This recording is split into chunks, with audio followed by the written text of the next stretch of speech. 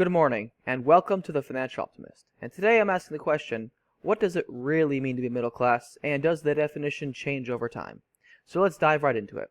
So here, according to this news article from Investopedia, the definition of middle class means a few things. 1, typically you work a white-collar profession or you run a business. 2, you tend to have college education. 3, you typically own your own house. 4, you typically have adequate health insurance. 5, you have disposable income after you cover the basic needs. You can buy yourself some nice things. And 6, you're saving towards your retirement. Now, it's commonly said online that around 2/3 of Americans are living paycheck to paycheck, which means, by that definition, those same 2/3 of Americans are not middle class because they're not saving for retirement and they don't have any disposable income. Because they're living paycheck to paycheck, they're spending everything they make. And so, this definition is something that really has changed over time. Like, for example, the college one.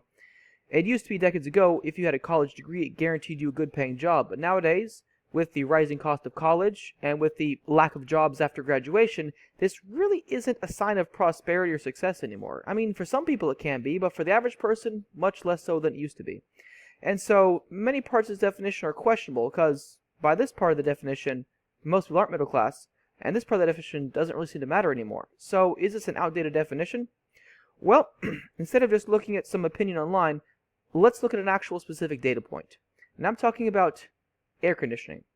Because back about 100 years ago in the 1920s, 1930s, is when it started to become a little more normal for some houses to have air conditioning, but it was only a luxury of the rich back then. Mansions had air conditioning, middle-class houses didn't. It was by about the 1950s and 60s when it became commonplace for most normal homes to start coming with air conditioning.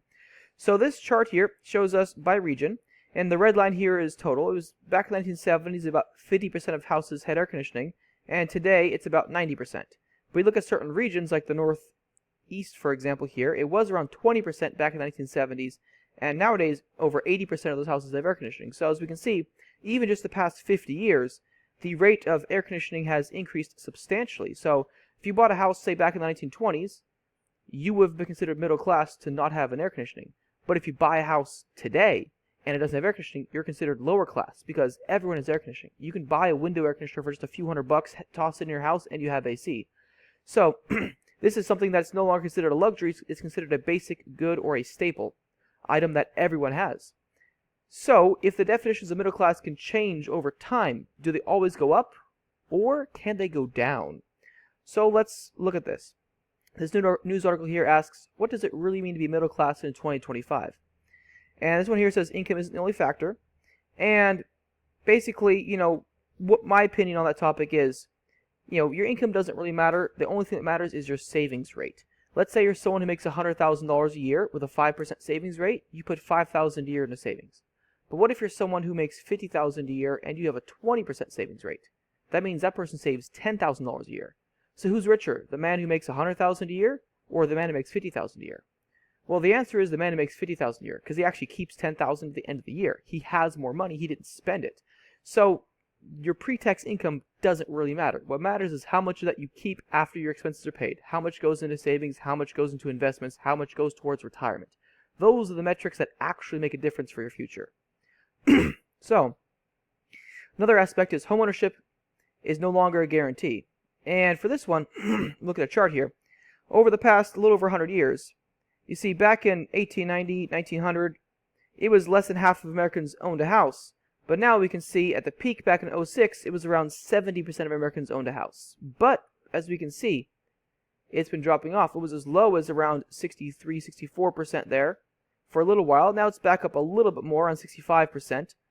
But this right here, it shows a very, very excellent chart for what the standards for the middle class is. It used to be 100 years ago, we were much poorer. And then we got a lot wealthier for many, many, many years. The 1950s, 60s, 70s, 80s, 90s, we were getting richer. And the early 2000s started going down. So as we can see, as the standards for the middle class went up decades ago, the past 30 years, 20, 30 years, they've been going down. Because homeownership is less common, more people are renting. So that really shows us that, perhaps what it was middle class no longer is middle class. So here, job security feels different. Used to be most companies offered a pension. Nowadays, it doesn't really happen anymore. So job security isn't quite as secure as it used to be. Again, education, like I said, college is more expensive than ever before, and the guarantees of a good job are as low as they've ever been. So sometimes it works out, sometimes it doesn't. It's not really an important staple of being middle class anymore, though for some people it can be. Healthcare costs are a massive, massive expense if you don't have good insurance. So that's something where back, 30 years ago, health insurance was not a major part of your monthly budget. But nowadays it is. And of course, savings.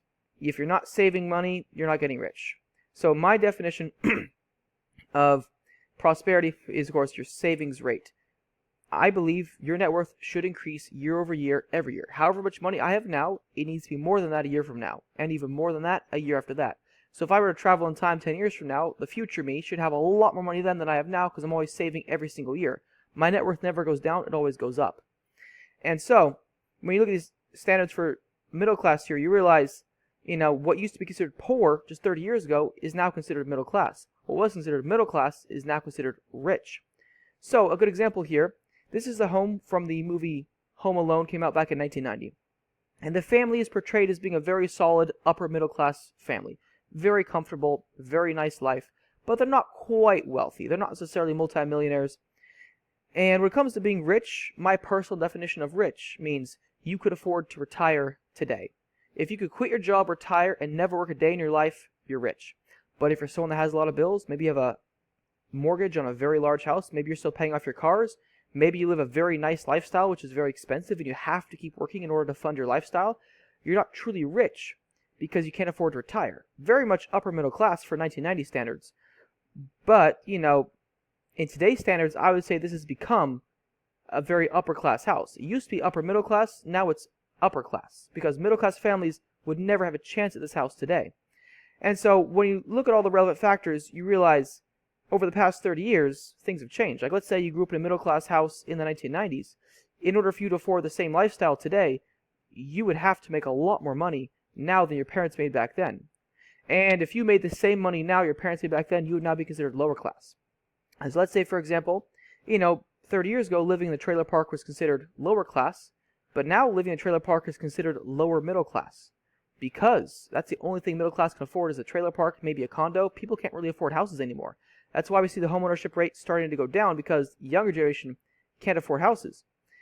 And especially when you look at it by age, you realize most young people can't afford houses, but many old people can because they bought the houses back when it was more affordable to do so. And so you realize that the definition of what it means to be middle class is going down. It was going up for about 100 years, and now it's starting to go down the past couple decades here. And so when you ask yourself, are you truly middle class? Well, the answer is maybe for today, but what about 10 years from now, 20 years from now? Maybe you're not middle class anymore. Maybe you are. These are definitely things to think about.